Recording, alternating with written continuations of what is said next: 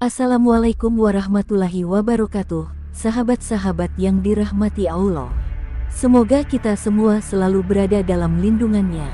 Pada kesempatan kali ini, kami hadir dengan sebuah kisah misteri yang begitu mencekam, tentang kutukan yang mengerikan di alas roban yang tak bisa lepas dari mereka yang melanggarnya. Jangan lupa untuk like, share, dan subscribe agar kamu tidak ketinggalan kisah-kisah seram dan penuh makna lainnya. Yuk, simak kisahnya sampai habis, dan semoga kita selalu diberikan perlindungan dari segala yang tidak terlihat. Langit malam itu kelam, seolah menelan semua cahaya yang berusaha menembusnya. Angin dingin menyapu terminal, menggoyangkan daun-daun kering di aspal tua. Pak Hardi berdiri di depan bas malamnya, menatap tajam ke depan. Sebagai sopir yang sudah lebih dari 20 tahun melintasi jalur Pantura, ia merasa hari itu ada sesuatu yang berbeda. Wajahnya suram, dan tangannya menggenggam kunci bas dengan kaku. Penjaga terminal tua, Pak Darto, menghampirinya dengan langkah berat. "Hardi, jangan lupa, kalau lewat alas roban, klakson 3 kali. Jangan macam-macam. Dan satu lagi, apapun yang terjadi, jangan menoleh ke belakang," katanya dengan suara serak, penuh peringatan.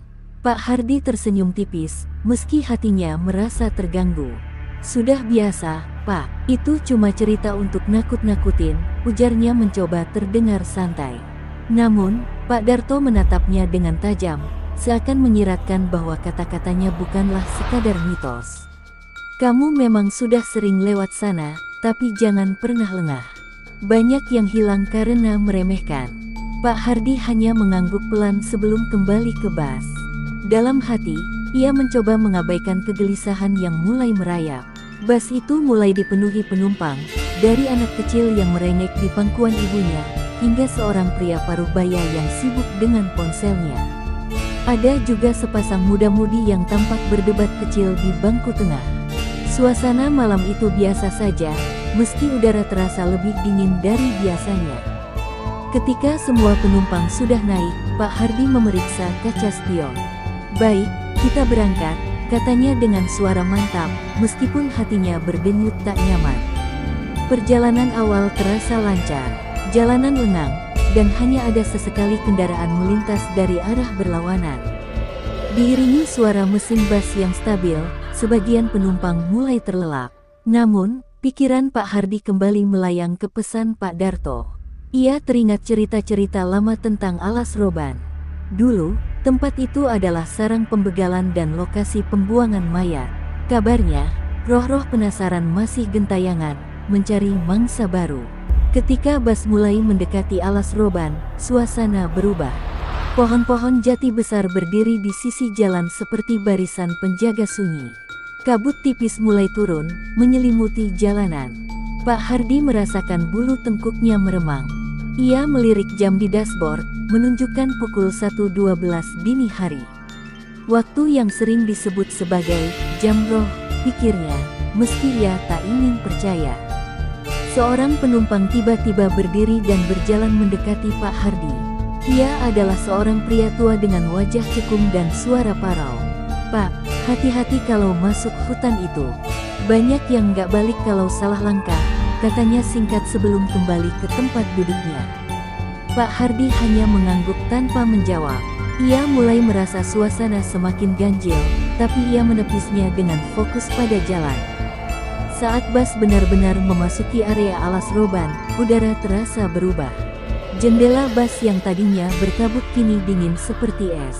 Beberapa penumpang mulai menggerutu, merasa tak nyaman dengan hawa di dalam bas. Namun, Pak Hardi tetap memacu busnya dengan kecepatan stabil. Ia tahu, semakin cepat mereka keluar dari hutan ini, semakin baik. Namun, tanpa ia sadari, di tengah kegelisahannya, ia melupakan pesan penting, membunyikan klakson 3 kali. Suara burung malam yang tadinya bersahutan kini hilang, digantikan oleh keheningan yang menusuk. Jalan di depan terasa semakin gelap, meski lampu depan bas menyala terang. Pak Hardi menghela napas panjang, mencoba menenangkan diri. Ia tidak menyadari, dari kaca spion, ada sesuatu yang bergerak di deretan bangku paling belakang. Sesosok bayangan hitam muncul sekilas, dan suara lirih seperti gumaman mulai terdengar samar. Namun, ketika ia ingin memastikan, pesan Pak Darto menggema di benaknya, jangan menoleh ke belakang. Pak Hardi mencoba tetap tenang di balik kemudi, meskipun suasana dalam bus semakin ganjil. Beberapa penumpang mulai menggeliat gelisah di kursinya. Bayangan pohon-pohon besar di luar semakin rapat, membentuk lorong gelap yang seolah tak berujung. Kabut semakin pekat, membuat pandangan ke depan hanya sejauh beberapa meter saja. Tenang, cuma kabut, gumam Pak Hardi pada dirinya sendiri. Namun, hatinya tidak bisa menghilangkan rasa cemas yang menggantung. Ia tidak menyadari bahwa udara dalam bus mulai dipenuhi dengan hawa dingin yang menusuk tulang. Tiba-tiba, suara ketukan terdengar di pintu bus. Pak Hardi sontak menginjak rem mendadak, membuat beberapa penumpang terjaga dari tidur mereka. Semua mata tertuju ke depan, mencari sumber suara itu. Di pinggir jalan, berdiri seorang wanita dengan pakaian lusuh, rambut panjangnya basah seperti habis diguyur hujan, meskipun malam itu sama sekali tidak hujan. Ia melambaikan tangan pelan ke arah bus. Rasa ragu menyelimuti Pak Hardi, namun nalurinya sebagai sopir angkutan umum mengalahkan ketakutannya. Ia membuka pintu. Wanita itu naik tanpa berkata apa-apa. Wajahnya pucat, dan matanya menatap kosong ke lantai. Ia berjalan perlahan ke bagian belakang bus, menarik perhatian para penumpang lainnya. "Pak, kenapa bawa orang kayak gitu? Serem banget," bisik seorang penumpang muda kepada kondektur. Namun, kondektur itu hanya mengangkat bahu, tak tahu harus berkata apa. Pak Hardi memperhatikan melalui kaca spion. Wanita itu duduk di bangku paling belakang, tepat di sudut gelap, sendirian. Perjalanan kembali dilanjutkan. Namun, suasana dalam bus berubah lebih sunyi dari sebelumnya. Beberapa penumpang mencoba berbicara untuk mencairkan suasana, tetapi suara mereka terdengar tercekik di udara.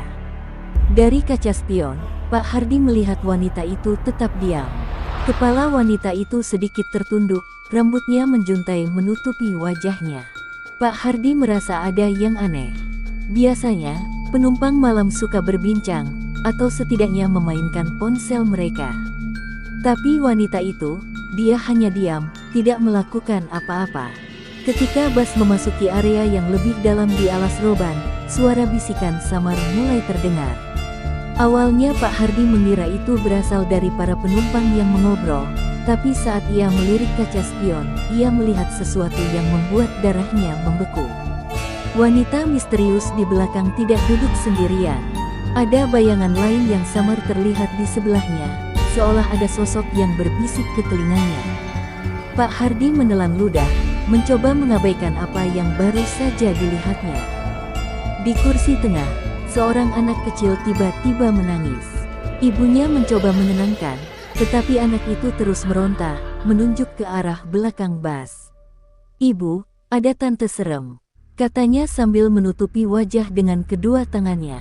Ibunya menoleh ke arah belakang, tapi tidak melihat apa-apa selain wanita itu yang tetap duduk diam.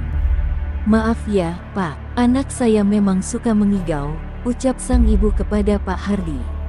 Namun, suara tangis anak itu membuat suasana dalam bus semakin mencekam. Ketegangan semakin memuncak ketika salah satu penumpang pria, yang sejak awal duduk dengan santai, tiba-tiba berdiri dengan ekspresi ketakutan. "Pak, stop di sini. Saya mau turun," katanya dengan nada gemetar. Pak Hardi bingung. "Turun di sini? Ini kan tengah hutan, Mas. Tidak ada apa-apa di luar sana." Namun, pria itu bersikeras. Ia mengatakan bahwa ia merasa tidak nyaman berada di bus ini. "Ada yang salah di sini. Saya nggak mau ikut terus," ujarnya. Tapi sebelum Pak Hardi sempat menepikan bus, pria itu pingsan begitu saja di tengah lorong. Pak Hardi mulai kehilangan kesabaran. Ia menggenggam erat setir, berusaha fokus membawa bus keluar dari alas roban secepat mungkin. Namun, jantungnya berdegup kencang ketika suara dari belakang mulai terdengar lagi, kali ini lebih jelas. Suara langkah kaki yang pelan namun berat bergema di dalam bus. Pak Hardi mencoba tidak peduli, tetapi semua penumpang kini memperhatikan ke arah belakang, wajah mereka memucat. Hanya satu suara yang keluar dari mulut seorang wanita tua di barisan tengah, "Pak," di belakang, kursinya bergerak sendiri. Suasana dalam bus semakin menyesakkan. Keheningan malam yang sebelumnya hanya diselingi deru mesin, kini terasa seperti tekanan yang menghimpit dada setiap penumpang. Semua mata tertuju ke arah belakang bus, tempat wanita misterius itu duduk sendirian. Namun, dalam kegelapan, sesuatu tampak tidak wajar. Kursi di samping wanita itu yang awalnya kosong, kini bergerak perlahan, seperti ada seseorang yang duduk di sana. Kursinya melengkung sedikit ke bawah, menandakan ada berat yang menekannya. Pak Hardi tidak berani melihat ke belakang. Ia menggenggam erat setir, mencoba mengalihkan fokusnya ke jalan yang semakin gelap. Namun, suara langkah kaki di lorong bus mulai terdengar lebih nyata, mendekat perlahan dari arah belakang. "Pak, tolong berhenti. Ada sesuatu di sini," seru seorang penumpang pria dari kursi tengah, suaranya penuh ketakutan. Namun, Pak Hardi tidak merespons. Ia ingat pesan Pak Darto, apapun yang terjadi, jangan menoleh ke belakang. Tiba-tiba, lampu dalam bus berkedip-kedip. Dalam kilatan cahaya, beberapa penumpang melihat sosok samar berjalan di lorong, meski tidak ada siapapun yang seharusnya berdiri. Sosok itu hanya tampak sekejap, bayangannya hitam pekat dengan tubuh kurus dan kepala menunduk, seperti meniru gerakan wanita misterius di belakang. Kilatan cahaya terakhir menunjukkan wanita itu kini duduk menghadap ke jendela, rambutnya tergerai, menutupi seluruh wajahnya. Tapi yang paling mengejutkan adalah kursi di sebelahnya kini benar-benar kosong, tanpa jejak bekas tubuh yang sebelumnya terlihat menekan. "Pak, ini sudah nggak beres. Tolong berhenti sekarang juga," teriak seorang ibu yang memeluk anak kecilnya erat-erat. Namun, sebelum Pak Hardi sempat merespons, bus tiba-tiba berguncang keras, seperti menabrak sesuatu. Semua penumpang terhuyung, dan suara jeritan memenuhi kabin. Pak Hardi dengan panik memeriksa jalan, namun tidak ada apa-apa di depan. Hanya kabut tebal yang terus menutupi pandangan. Di tengah kekacauan itu, suara berat dan menyeramkan terdengar dari belakang bus. "Kalian tidak seharusnya di sini," suara itu rendah, seperti desisan yang bergema di seluruh ruang bus. Penumpang yang duduk di bagian belakang langsung berteriak histeris. Mereka mengatakan bahwa wanita misterius itu sekarang berdiri di lorong, dengan kepala tertunduk, tubuhnya kaku, dan tangan kurusnya terkulai. Namun, saat mereka mencoba mendekatkan pandangan, wanita itu menghilang begitu saja dalam kabut yang muncul entah dari mana. Pak Hardi mulai merasa jantungnya seperti ingin meledak. Ia tidak tahu harus berbuat apa. Penumpang di belakang mulai menangis dan memohon agar bus dihentikan. Namun, berhenti di tengah alas roban bukanlah pilihan yang bijak. Ia mencoba menenangkan diri, membisikkan doa-doa di sela kepanikannya. Namun, setiap kali ia melirik kaca spion, ia melihat bayangan wanita itu muncul dan menghilang, seperti bermain-main dengan mereka. Saat suasana semakin mencekam, seorang penumpang tua di barisan tengah berdiri dengan gemetar. "Pak, ini semua karena klakson itu. Bapak lupa membunyikannya. Itu pantangan di sini. Kalau tidak segera ditebus, kita semua tidak akan keluar dari sini hidup-hidup," serunya dengan nada penuh keputusasaan. Pak Hardi tersentak. Ia baru menyadari kesalahan fatalnya. Pesan Pak Darto yang sederhana itu, ia abaikan begitu saja. Dan kini, mereka semua harus menanggung akibatnya. Tanpa berpikir panjang, Pak Hardi segera menekan klakson 3 kali. Suara nyaring itu menggema, memecah kesunyian malam. Semua penumpang menahan napas, berharap itu cukup untuk menghentikan teror yang mereka alami. Namun, bukannya membaik, bus justru kembali bergetar keras, seperti ada sesuatu yang merangkak di atap. Dari dalam kabin, terdengar suara cakaran dan ketukan seperti kuku panjang yang menggesek-gesekkan besi. Di belakang, salah satu penumpang berteriak ketakutan, "Dia ada di atas kita." Bus masih melaju meski suasana semakin mencekam. Suara cakaran di atap bas perlahan memudar, tetapi kini diiringi suara ketukan yang pelan namun teratur, seperti ada yang mencoba masuk. Para penumpang semakin ketakutan, saling berbisik di antara isak tangis. Pak Hardi berusaha keras menjaga kendali, namun tangannya mulai gemetar. Matanya terus melirik kaca spion, mengawasi setiap gerakan di dalam bas. Tapi, yang ia lihat malah lebih menakutkan, wanita misterius itu kini sudah tidak ada di bangkunya. Apa dia turun? Gumam Pak Hardi pelan, meskipun ia tahu itu mustahil. Para penumpang pun tidak ada yang melihat wanita itu keluar. Atmosfer bas menjadi semakin dingin, seperti ada sesuatu yang menyedot kehidupan dari dalam kabin. Di tengah situasi itu, lampu bas kembali berkedip-kedip, dan di kejauhan, Pak Hardi melihat sebuah cahaya remang. Ia memperlambat bas dan mendapati itu adalah sebuah warung kecil di pinggir jalan, berdiri sendirian di tengah kegelapan alas roban.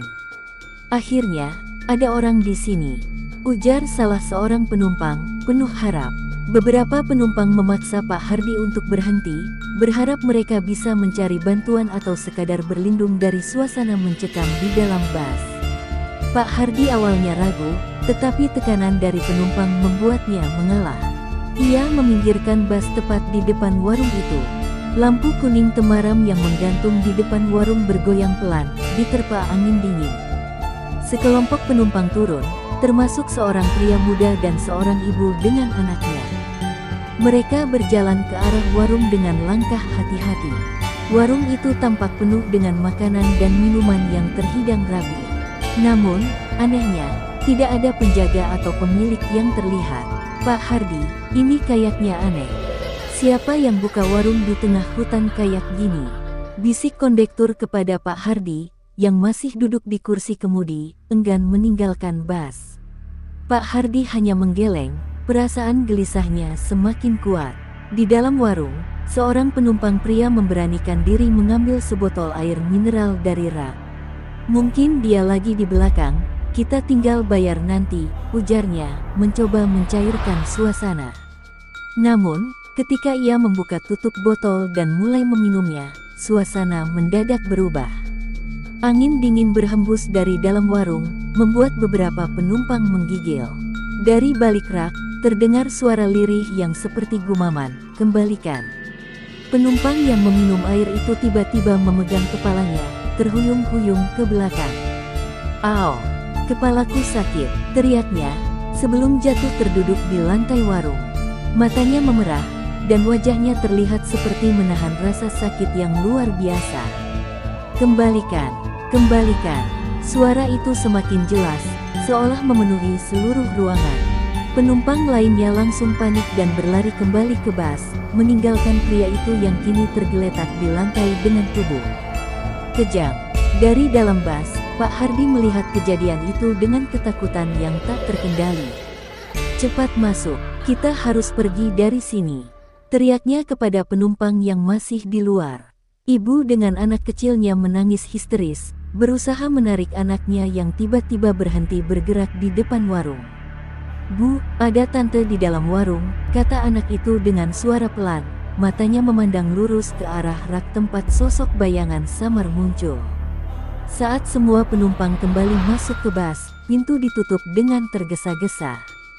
Pak Hardi segera menyalakan mesin, namun sebelum ia sempat melajukan bas, sebuah suara berat dan serak terdengar dari arah warung. "Kalian tidak akan keluar, semua milik kami."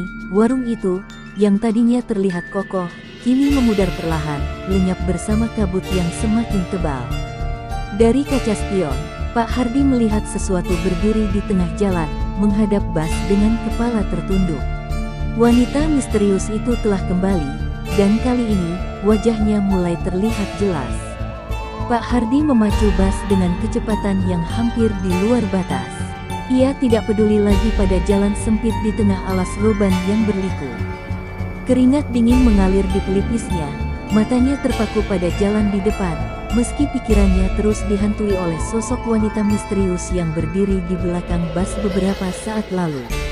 Suara tangis dan panik dari para penumpang memenuhi kabin, tetapi Pak Hardi tidak berani menoleh. Ia hanya ingin keluar dari hutan terkutuk ini secepat mungkin.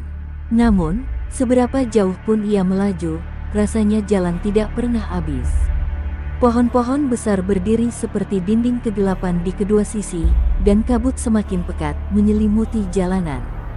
Di tengah kekacauan itu, seorang penumpang tiba-tiba berteriak, "Pak! Dia ada di luar. Dia mengejar kita." Pak Hardi tidak ingin percaya, tetapi nalurinya memaksanya untuk melirik kaca spion samping. Benar saja, wanita misterius itu kini berlari di sisi bas.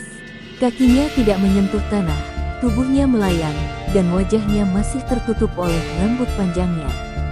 Tiba-tiba, suara gedoran keras terdengar dari sisi bas, membuat para penumpang menjerit.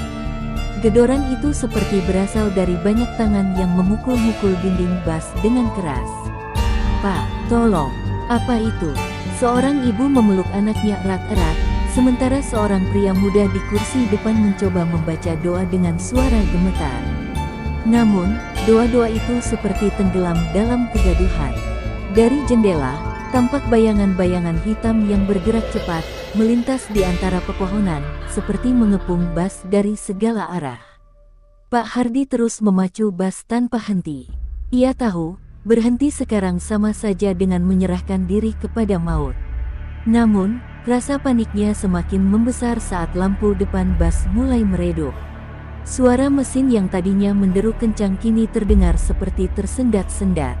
"Jangan mati sekarang, jangan mati sekarang," Pak Hardi berbisik pada busnya, berharap mesinnya tetap bertahan. Namun, suara dari atap bas kembali terdengar, kali ini lebih jelas, langkah-langkah berat yang bergerak pelan namun pasti. Di dalam bas, ketegangan semakin memuncak ketika seorang penumpang muda yang duduk di belakang tiba-tiba berteriak, "Dia di sini! Dia di dalam!" Semua orang menoleh dengan ketakutan. Dari ujung lorong, sosok wanita misterius itu kini berdiri diam, tubuhnya terbungkus bayangan, sementara wajahnya tetap tertutup oleh rambut hitam yang menjuntai. Namun, sesuatu yang berbeda terlihat, kini ia mengangkat satu tangannya, menunjuk ke arah Pak Hardi. "Berhenti, sekarang," suaranya serak, bergema di seluruh kabin seperti suara dari dunia lain. Pak Hardi tidak menghiraukannya. Ia tahu, jika ia berhenti, semuanya akan berakhir buruk. Dengan sisa keberanian yang ia miliki, ia menekan pedal gas lebih dalam. Namun, bas tiba-tiba terguncang hebat, seperti menabrak sesuatu yang besar. Semua penumpang berteriak histeris saat tubuh mereka terhempas ke depan. Pak Hardi mencoba mengendalikan setir, tetapi bas seperti kehilangan kendali, meluncur liar di jalanan licin. Dari kaca depan, ia melihat sesuatu, sebuah portal aneh yang terbentuk dari kabut, berputar dengan cepat seperti pusaran angin. "Pak, jangan masuk ke sana!" teriak seorang penumpang tua dengan suara penuh kepanikan. Tapi Pak Hardi tidak punya pilihan lain. Jalur di depan hanya mengarah ke pusaran itu. Ia menggenggam erat setir, mengucapkan doa terakhirnya, lalu membiarkan bas melewati portal tersebut.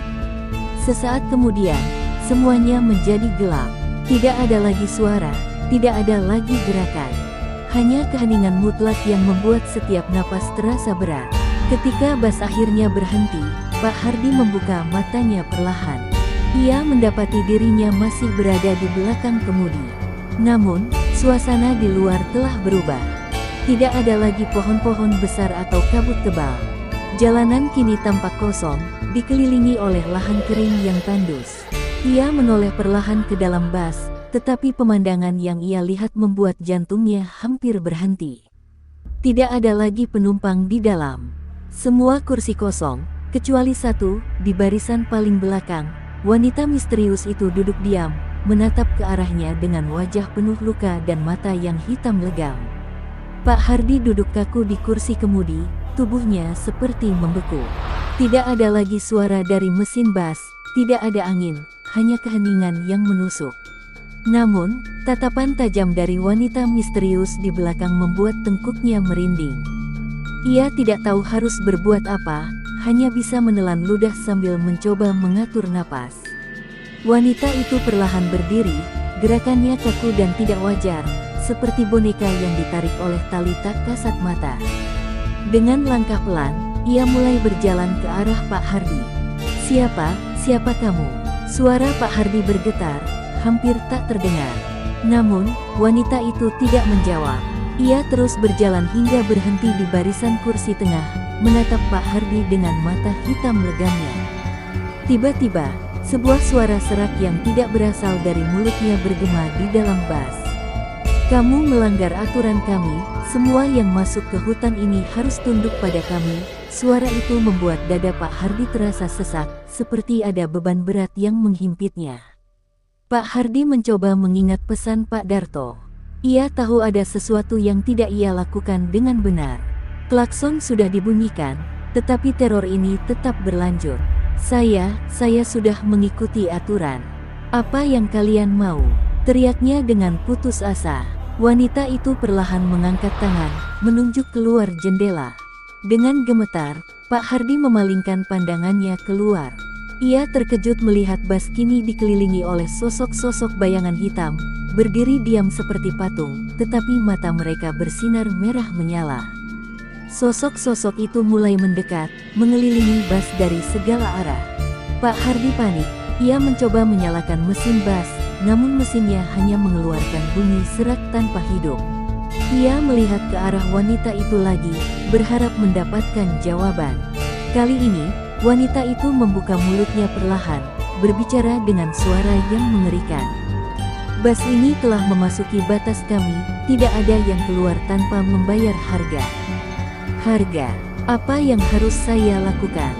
Pak Hardi memohon, suaranya hampir pecah. Namun, wanita itu tidak menjawab. Sebagai gantinya, bayangan hitam di luar mulai menghantam dinding bas, membuat suara dentuman keras yang bergema. Getaran itu membuat bas berguncang hebat, seolah ingin diruntuhkan oleh kekuatan gaib yang mengelilinginya. Para sosok itu mulai berbicara serempak dengan suara rendah dan berat, "Tebus kutukan ini, atau tetap bersama kami selamanya." Pak Hardi mulai mengingat cerita-cerita yang pernah ia dengar tentang alas roban. Katanya, hutan ini tidak hanya dipenuhi makhluk gaib, tetapi juga menjadi tempat para korban ketidakadilan di masa lalu. Jiwa-jiwa yang terperangkap di sini adalah mereka yang kehilangan nyawa secara tragis, tidak diberi kesempatan untuk tenang. Pak Hardi menduga, wanita itu adalah salah satu dari mereka, dan kini ia harus membayar atas pelanggarannya. Namun, apa yang harus ia lakukan? Tiba-tiba, dari sudut matanya, Pak Hardi melihat seberkas cahaya redup di dashboard bas. Ia menyadari itu adalah cincin tua yang pernah diberikan oleh Pak Darto sebelum perjalanan ini.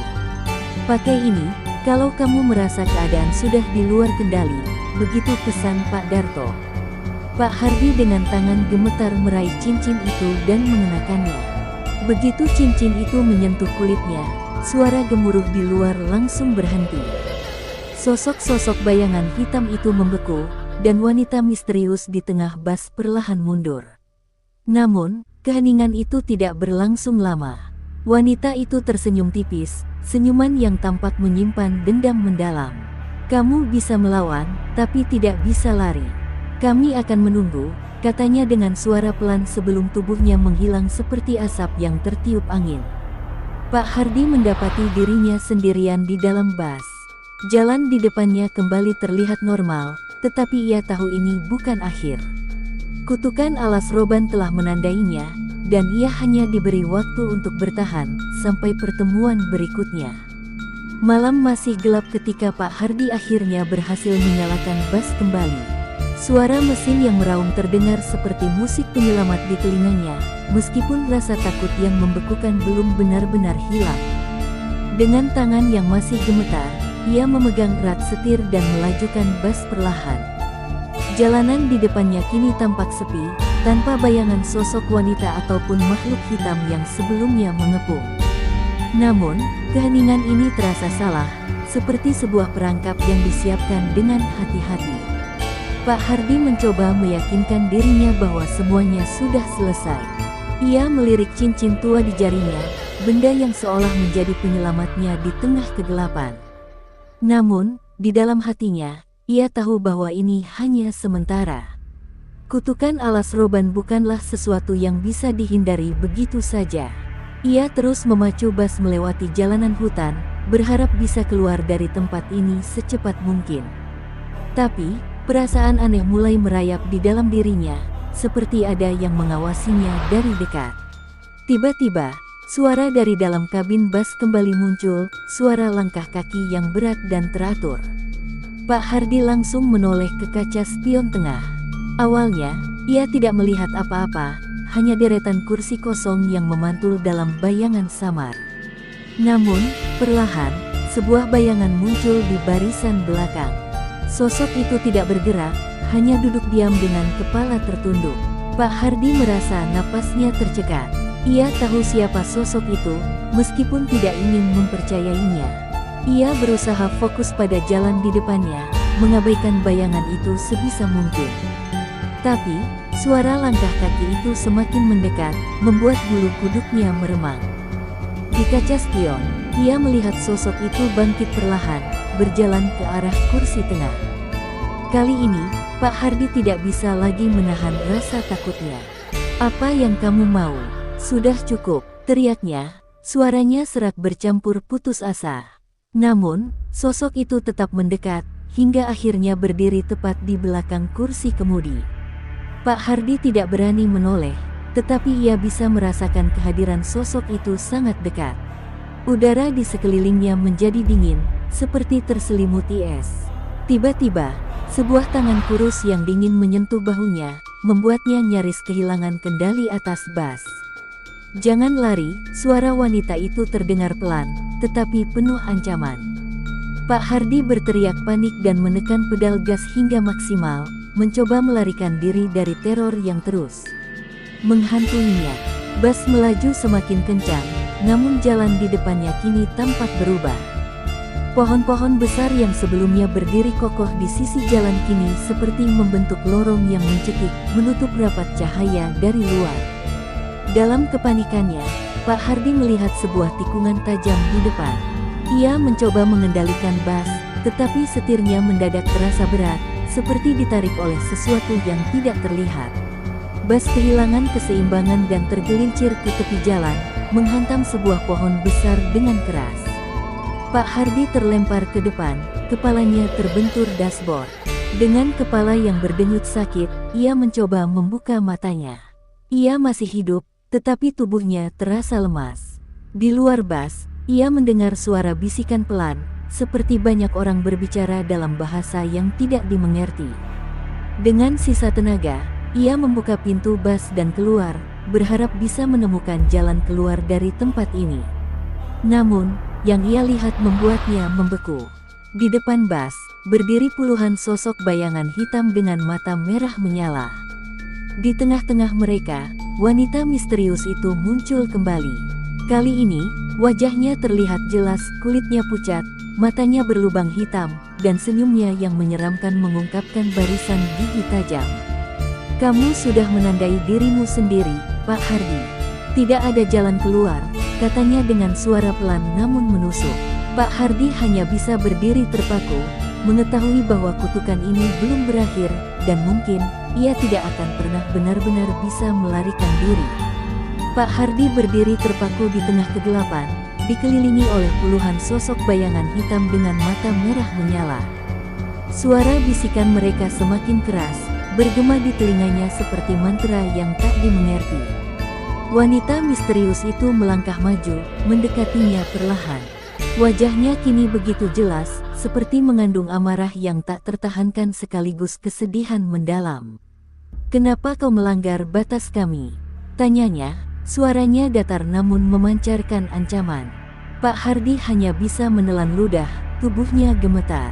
Saya tidak tahu. Tolong, biarkan saya pergi," jawabnya dengan suara lirih. Namun, wanita itu tertawa kecil, tawa yang dingin dan penuh ejekan. "Kau berpikir bisa meninggalkan alas roban setelah melanggar aturan kami?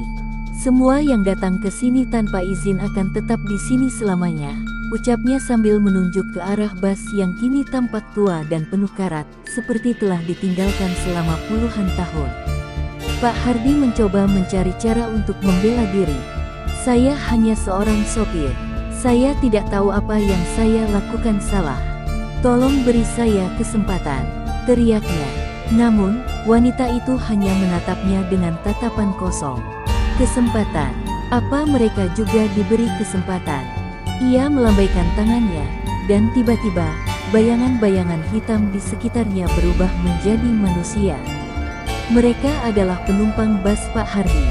Wajah mereka penuh luka, mata mereka kosong, seolah-olah jiwa mereka telah dicabut. Pak Hardi tertegun. "Kalian," bisiknya pelan. Penumpang-penumpang itu, yang sebelumnya menghilang, kini berdiri di hadapannya, memandangnya dengan ekspresi penuh penderitaan. Salah seorang dari mereka, seorang ibu yang ia ingat duduk di kursi depan, melangkah maju. "Kami tidak pernah keluar dari sini, Pak Hardi. Semua ini karena kau." Suaranya berat, seperti datang dari jurang kegelapan. "Tidak, itu tidak mungkin. Aku hanya ingin membawa kalian keluar dari hutan ini," teriak Pak Hardi, suaranya penuh kepanikan. Namun, penumpang itu menggeleng pelan. "Kau yang membawa kami masuk ke tempat ini.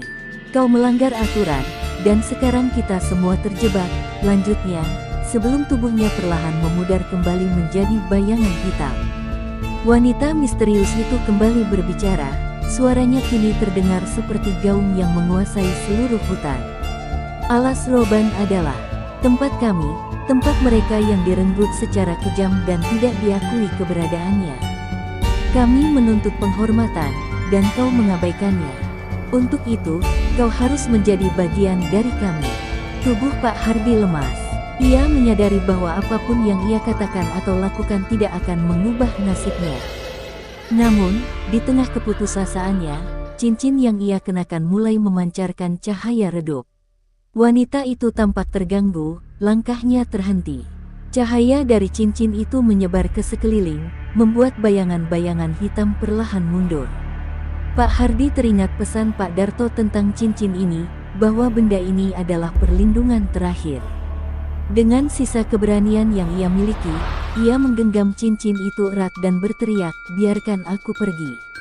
Cahaya dari cincin itu meledak dengan kekuatan luar biasa, menerangi seluruh hutan. Jeritan wanita misterius itu bergema, disusul oleh bayangan-bayangan hitam yang memudar satu persatu. Pohon-pohon besar di sekelilingnya perlahan menghilang, digantikan oleh jalan raya yang sunyi. Pak Hardi mendapati dirinya berdiri sendirian di tengah jalan. Busnya sudah tidak ada, begitu pula penumpang-penumpangnya. Ia terduduk lemas di aspal, menyadari bahwa ia telah selamat, tetapi dengan harga yang sangat mahal. Kutukan Alas Roban telah meninggalkan bekas yang tidak akan pernah ia lupakan. Pak Hardi duduk terdiam di tengah jalan raya yang kosong, berusaha mencerna kenyataan yang baru saja ia alami. Semua terasa seperti mimpi buruk yang tak berujung, namun rasa takut dan kelelahan di tubuhnya membuktikan bahwa itu nyata. Ia menatap tangan yang masih memegang cincin tua, benda yang seolah menjadi kunci untuk keluar dari kutukan ini. Namun, saat ia mencoba berdiri, tubuhnya terasa sangat lemas, seolah-olah ia baru saja kehilangan separuh dirinya. Di sekelilingnya, tidak ada yang berubah. Jalan raya yang sepi membentang di hadapannya, tetapi rasanya ada sesuatu yang hilang. Suara alam yang biasanya terdengar di hutan, kini digantikan oleh sunyi yang mencekam. Pak Hardi menoleh ke belakang, berharap untuk melihat sesuatu yang familiar, sebuah tanda kehidupan, atau bahkan sekadar keberadaan bus yang ia tumpangi. Namun yang ia temui hanyalah bayangan kabut tipis yang menghalangi pandangannya. Tanpa pikir panjang, ia melangkah maju, mencoba mencari jalan keluar dari tempat ini. Namun, langkahnya terasa berat. Setiap kali ia berjalan lebih jauh, jalan yang ia lewati terasa semakin panjang, dan tak ada tanda-tanda adanya peradaban. Tak lama kemudian, ia menyadari bahwa ia tidak benar-benar keluar dari Alas Roban. Tempat ini tampaknya memanipulasi ruang dan waktu, menjebak siapapun yang berani masuk ke dalamnya. Tidak ada jalan keluar yang mudah. Ia berhenti di tengah jalan, menatap langit yang gelap. Begitu banyak pertanyaan yang terpendam di pikirannya, namun satu hal yang pasti, kutukan itu belum berakhir. Ia bisa merasakannya di dalam tubuhnya, seperti ada sesuatu yang tertinggal. Ketika ia menoleh ke kiri, ada sebuah cahaya redup yang muncul di kejauhan, seperti sebuah sinyal.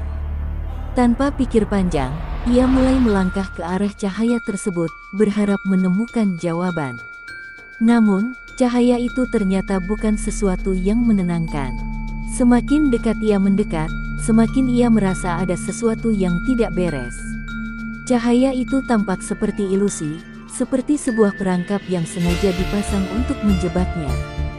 Begitu ia sampai di dekatnya, cahaya itu memudar, mengungkapkan pemandangan yang lebih mengerikan. Sebuah warung kecil, terlihat seperti sebuah tempat makan yang usang, dengan lampu gantung yang berkedip-kedip. Warung itu, yang tampak begitu kuno, terasa seperti salah satu bagian dari dunia yang telah hilang. Pak Hardi melangkah lebih dekat, dan begitu ia masuk ke dalam warung, bau busuk langsung menyerbu hidungnya. Suasana di dalam warung itu dingin dan sunyi, dengan kursi-kursi kosong yang menghadap ke meja-meja yang penuh debu. Di pojok ruangan, seorang pria tua duduk sambil merokok, matanya yang buram menatap Pak Hardi dengan tajam. Sudah lama menunggu, ya. Suara pria itu serak, seolah-olah sudah bertahun-tahun tidak digunakan. Pak Hardi berhenti sejenak, kebingungan. Siapa Anda? Tanyanya, meskipun dalam hati ia sudah tahu jawabannya. Pria itu tersenyum tipis, senyuman yang tidak menunjukkan tanda kebaikan. Aku yang mengatur jalan ini, yang menjaga agar semuanya tetap berputar dalam lingkaran tak berujung, jawab pria itu pelan. Pak Hardi merasakan sesuatu yang aneh, seperti ada koneksi yang sangat kuat antara dirinya dengan tempat ini, tempat yang ternyata tak hanya menjebak tubuh, tetapi juga jiwa. Apakah saya bisa keluar? Tanya Pak Hardi dengan suara yang hampir tidak terdengar. Pria tua itu menggelengkan kepala pelan. Kamu sudah masuk ke dalamnya, dan tidak ada jalan keluar yang mudah. Alas roban telah menandaimu, dan sekarang kamu adalah bagian dari kami. Pak Hardi merasa dunia seakan runtuh di sekelilingnya. Ia mengira kutukan itu sudah berakhir, tetapi ternyata ia masih terjebak di dalam lingkaran yang lebih besar. Warung gaib ini hanyalah sebuah penanda, bahwa kutukan alas roban tidak akan pernah membiarkan siapapun benar-benar bebas. Pak Hardi duduk di kursi yang terasa sangat berat, seolah setiap inci tubuhnya tertarik ke bawah oleh beban tak terlihat. Pria tua yang duduk di pojok warung itu, kini tampak lebih jelas di matanya. Wajahnya penuh keriput, dengan rambut putih yang berantakan, seolah sudah bertahun-tahun tidak tersentuh oleh waktu. Asap rokok yang mengepul di udara mengaburkan pandangannya, memberi kesan bahwa ruang ini terjaga dalam kebekuan yang tak terjamah. Kau merasa terjebak, ya? Suara pria itu mengganggu keheningan, mengalir seperti bisikan yang menggema. Pak Hardi menatap pria tua itu dengan tatapan kosong, seolah kata-kata tidak lagi mampu mewakili apa yang ia rasakan. Apa yang terjadi dengan saya? Mengapa saya masih di sini? Tanyanya, dengan suara yang nyaris putus asa. Pria tua itu tersenyum samar, lalu perlahan meletakkan puntung rokok di asbak, menatap Pak Hardi dengan pandangan tajam. Kamu tidak pernah benar-benar keluar dari alas roban. Kamu hanya berpindah ke bagian lain dari kutukan ini. Pak Hardi merasakan darahnya seperti membeku. Maksudmu, saya tidak akan bisa keluar? Tanyanya, hampir tidak percaya. Pria itu mengangguk perlahan, wajahnya kembali dingin dan penuh rahasia. Setiap jiwa yang pernah menginjakkan kaki di alas roban akan terikat selamanya, baik mereka tahu atau tidak. Jika kamu melanggar aturan, kamu akan menjadi bagian dari alam ini, terperangkap dalam waktu yang tiada akhir. Sekarang Pak Hardi merasakan berat yang lebih dari sekadar tubuhnya yang lelah. Ada sesuatu yang jauh lebih dalam yang menahannya, sesuatu yang merasuk hingga ke jiwanya. Ia memandang cincin tua yang masih ada di jarinya, yang kini mulai berpendar dengan cahaya redup. Apa ini? Mengapa cincin ini tidak memberi jalan keluar? Tanyanya dengan suara bergetar. Pria tua itu menggelengkan kepala. Cincin itu hanyalah alat, bukan solusi. Itu adalah peringatan bahwa kamu sudah terlalu jauh masuk. Kamu dapat memilih untuk meninggalkan dunia ini, tetapi harga yang harus dibayar sangat mahal. Pak Hardy merasa tubuhnya kaku. Harga apa? Tanyanya, walau ia sudah tahu jawabannya. Pria itu menatapnya lama, lalu menghembuskan napas pelan. Kamu harus meninggalkan semuanya yang pernah kamu kenal. Kamu akan menjadi bagian dari kami, berputar dalam lingkaran ini, menjadi pengingat bagi mereka yang datang berikutnya. Kalimat itu menggantung di udara, seolah mengikat Pak Hardy pada takdir yang lebih gelap dari yang ia bayangkan. Dunia sekelilingnya terasa semakin sempit. Pak Hardy merasakan ketakutan yang menggerogoti tubuhnya, seperti sesuatu yang menjeratnya dalam jaring tak kasat mata. Keputusan itu terasa seperti takdir yang harus ia pilih, namun di dalam hatinya, ia berontak. Ia tidak ingin menjadi bagian dari tempat ini. Tidak ingin merasakan siksaan abadi yang dijanjikan. Namun, pikirannya kembali terfokus pada para penumpang yang telah menghilang, mereka yang kini terjebak bersama dirinya dalam kutukan yang sama. Jika saya tidak memilih, apa yang akan terjadi? Tanya Pak Hardy dengan suara lemah. Pria tua itu tidak menjawab, hanya menatapnya dengan tatapan penuh arti. Tapi Pak Hardy sudah tahu, jika ia memilih untuk menolak, jika ia tetap melawan takdir ini, ia akan ditarik kembali ke dalam hutan yang lebih gelap, lebih jauh, dan lebih menakutkan dari sebelumnya. Satu-satunya jalan keluar adalah dengan menyerah. Dengan hati yang berat, Pak Hardy menundukkan kepala. Baiklah, saya akan menerima takdir ini, ucapnya, meskipun kata-kata itu terasa seperti duri yang menusuk hatinya. Ia menyadari bahwa tidak ada jalan lain. Warung gaib ini, dengan segala keanehannya, adalah tempat terakhir yang akan ia tinggali. Ia sudah menjadi bagian dari dunia yang terperangkap di dalamnya, dan tidak ada yang bisa mengubahnya. Ketika pria tua itu mengangguk pelan, Pak Hardy merasa jiwanya seperti terlepas dari tubuhnya, terombang-ambing di antara dunia ini dan yang lain. Saat itulah, kutukan alas roban akhirnya menuntut bayarnya. Demikianlah kisah yang telah kita simak bersama. Semoga kita semua selalu diberikan perlindungan oleh Allah dari segala keburukan dan gangguan yang tidak tampak. Wallahu a'lam bishawab, segala sesuatu yang baik datang darinya, dan segala kekurangan adalah dari diri kami. Jika ada kesalahan dalam penyampaian, kami mohon maaf yang sebesar-besarnya. Terima kasih telah menonton, semoga bermanfaat. Wassalamualaikum warahmatullahi wabarakatuh.